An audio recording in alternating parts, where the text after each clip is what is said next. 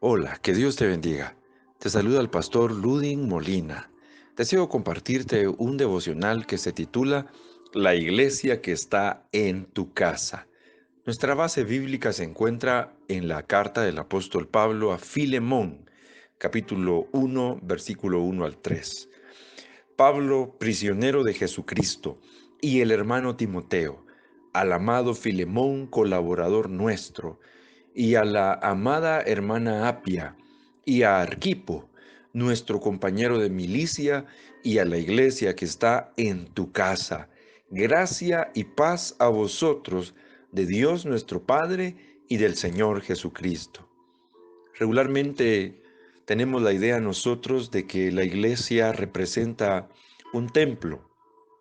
Hemos confundido los términos y llamamos a la iglesia lo que es el edificio, la construcción, y pensamos que eso es la iglesia.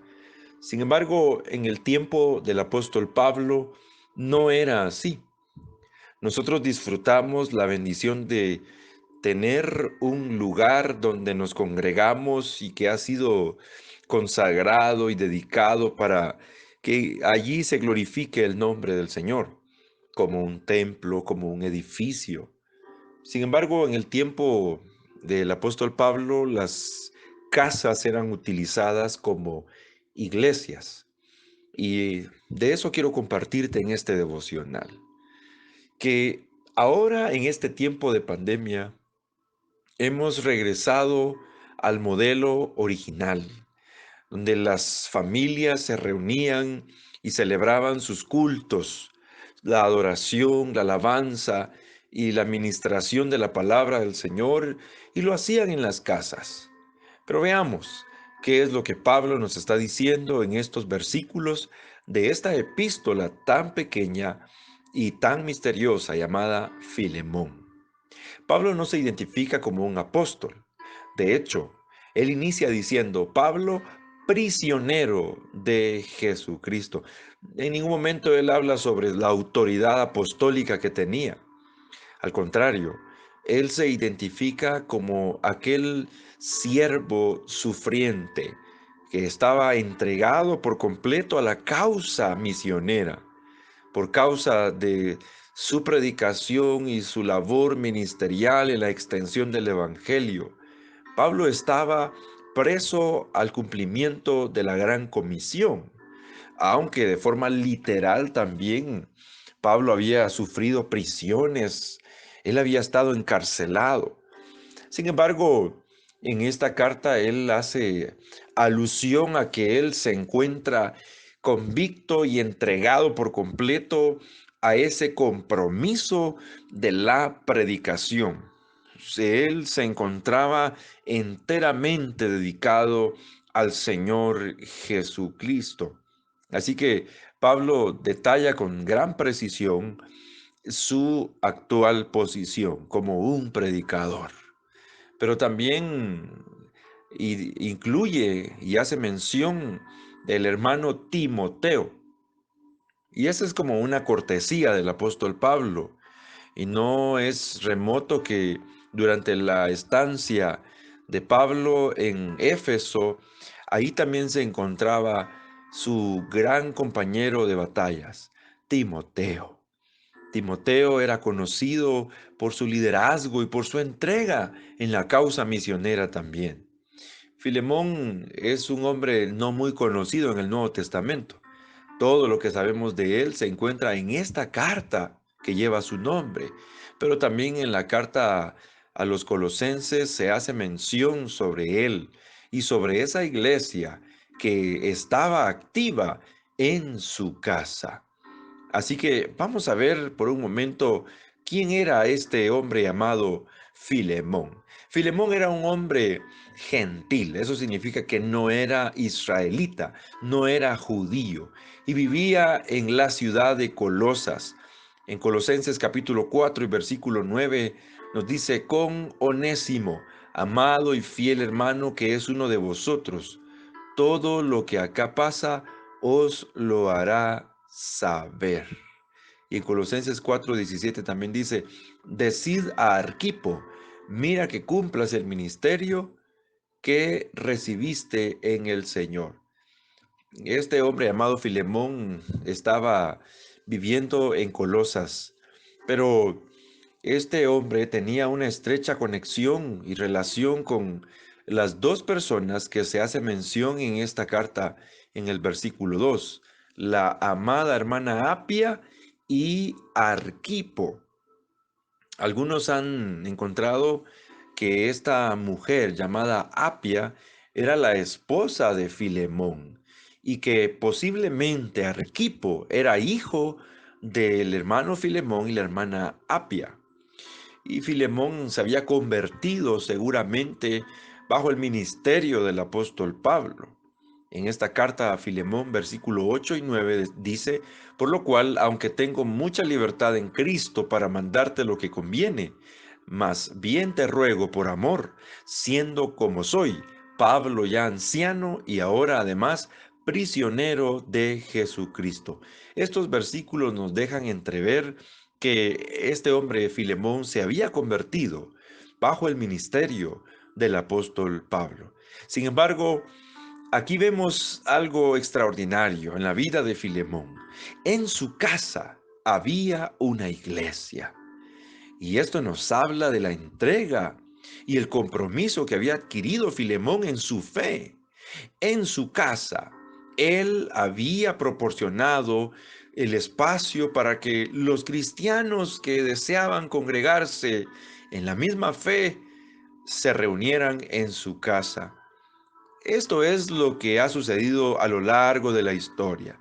Yo recuerdo que inicié el ministerio en una zona donde era muy difícil poseer un terreno y un templo donde poder predicar. Sin embargo, algunas familias de buen corazón que se habían convertido al Evangelio abrían las puertas de su casa para que allí nosotros predicáramos el Evangelio. Aún recuerdo con tanto cariño, tanto aprecio a cada familia que me permitió predicar en el corredor de su casa. Así es como han iniciado las grandes obras. De hecho, esta Asamblea de Dios, Arca de Noé, en San Juan Alotenango, dio inicio de esa misma manera, en una casa. Allí inició la obra de Dios. Allí se predicaba el Evangelio. Allí llegaron las almas y muchos fueron convertidos al Evangelio por causa de que en una casa se predicaba la palabra de Dios. Pablo tenía en gran estima a Filemón. Por eso lo llama en ese versículo 1 al amado Filemón, colaborador nuestro. Él le añade al nombre Filemón una cualidad muy interesante y él le dice amado Filemón. De hecho, a la que se supone que era esposa de Filemón, la hermana Apia también le llama y a la amada hermana Apia. Al parecer ellos eran muy especiales en el ministerio de Pablo. Allí en Colosas estaba la casa de don Filemón y de doña Apia. Allí se predicaba el Evangelio.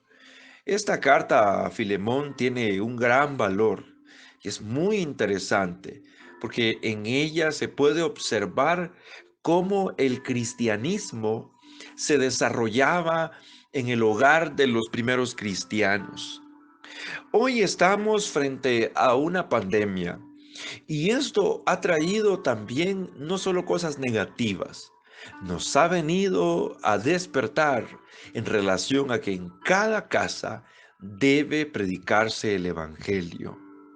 En tu casa, allí, con los tuyos, debes orar con tu familia, debes alabar a Dios, deben leer la palabra de Dios. ¿Por qué no arrodillarse juntos y clamar a Dios como familia?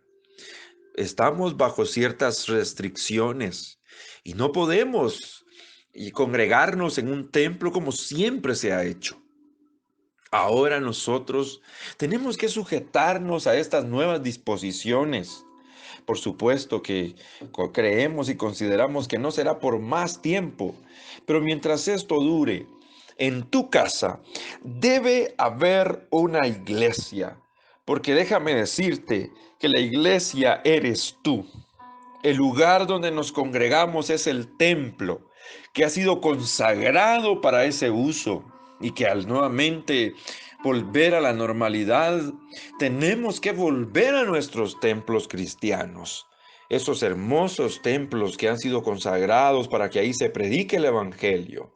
Mientras tanto, vive el modelo bíblico de lo que es la familia consagrada a Dios, dedicada al Señor y que cada día se reunía allí en la sala, en la cocina, tal vez en el patio o en el corredor.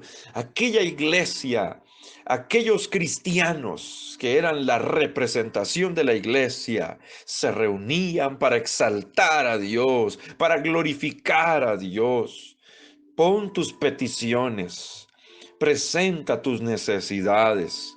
La familia empezará a reconciliarse los unos a los otros. Y qué bueno cuando la familia se une. Una familia unida es una familia candidata al cielo, pero una familia desintegrada es una familia candidata al infierno. Ahora es cuando debes seguir con ese modelo cúltico en los hogares. Es muy interesante encontrar que en la casa del hermano Filemón, allí estaba una iglesia. Como ya hemos dicho, la casa de Filemón se encontraba en Colosas. Era una ciudad de una región llamada Frigia. Y otra traducción de la Biblia podría decir que era el grupo de cristianos que se reunían en la casa de Filemón. Es posible que la misma congregación, la misma iglesia, se reuniera en varios hogares para celebrar sus cultos. Durante los primeros 3 siglos de nuestra era, no existieron esos edificios que estaban destinados para la adoración a Dios. Pero sí había disposición en las casas. No solamente era la casa de Filemón donde se reunía la iglesia. También encontramos que Romanos 16:5 nos indica saludad también a la iglesia de su casa.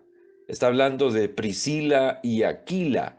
Y también en la casa de esta pareja había una congregación. Allí se reunían las familias para adorar a Dios. Luego también encontramos que en Colosenses capítulo 4, versículo 15, dice, saludad a los hermanos que están en la Odisea y a Ninfas y a la iglesia que está en su casa. Qué interesante encontrar que ahí en la Odisea, que era otra ciudad de aquel entonces, existía una persona con nombre Ninfas. Y allí, en su casa, también se reunían los cristianos para glorificar al Señor. Y por último, en Romanos capítulo 16 y versículo 23, encontramos que os saluda Gallo, hospedador mío y de toda la iglesia. Os saludan Erasto, tesorero de la ciudad, y el hermano Cuarto. De nuevo, en la casa de el hermano Gallo. Estos nombres no son muy comunes ahora, pero en aquel entonces eran los nombres más populares. El hermano Gallo, el hermano Erasto y el hermano Cuarto. Allí en la casa de Gallo también existía una congregación, un grupo de creyentes, adoradores a Dios. Así que Pablo termina esta salutación en el versículo 3 de Filemón diciendo, gracia y paz a vosotros, de Dios nuestro Padre y del Señor Jesucristo. Este era un saludo muy característico. Pablo siempre acostumbraba a hacer este tipo de expresiones, pero también eso nos habla sobre la base de la autoridad con la que él hablaba. Y él decía de Dios nuestro Padre y del Señor Jesucristo. Esto indicaba que todos aquellos cristianos de esa época y nosotros todos somos hijos de nuestro Padre Celestial y por lo tanto miembros de la misma familia espiritual. Te invito para que sigas realizando esos cultos en tu casa mientras dura esta pandemia, y yo creo que después de la pandemia me parece que sería muy interesante y de mucha bendición que en tu casa, con tu familia, siempre tuvieras tiempos de oración y de adoración a nuestro Dios.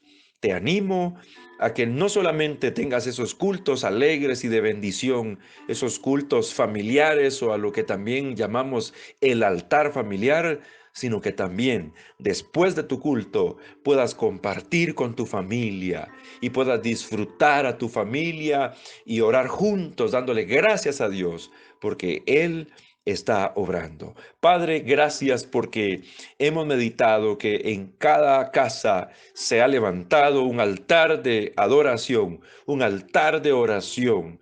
Esta situación no nos ha impedido para que sigamos orando, para que sigamos alabando tu nombre. Seguiremos exaltándote, seguiremos glorificándote. Nuestros niños, nuestras niñas, nuestros hijos y nuestras hijas seguirán adorando tu nombre en casa. Y creemos que después de esta situación volveremos con una nueva visión, con más gozo, con más entrega, con más pasión, a darte la honra y la gloria a ti en nuestros templos evangélicos. Gracias, Señor, porque tu presencia está con nosotros y allí donde esa familia se reúne, en ese lugar donde ellos cantan y adoran a tu nombre, allí manifiestas tu presencia, allí se puede sentir tu presencia y la unción y el poder de tu Santo Espíritu, sanando los corazones, sanando el alma de tus hijos y bendiciendo la vida espiritual de cada uno de tus hijos. Gracias, Señor, porque hay victoria en tu nombre, en el nombre poderoso de Cristo Jesús. Amén y amén.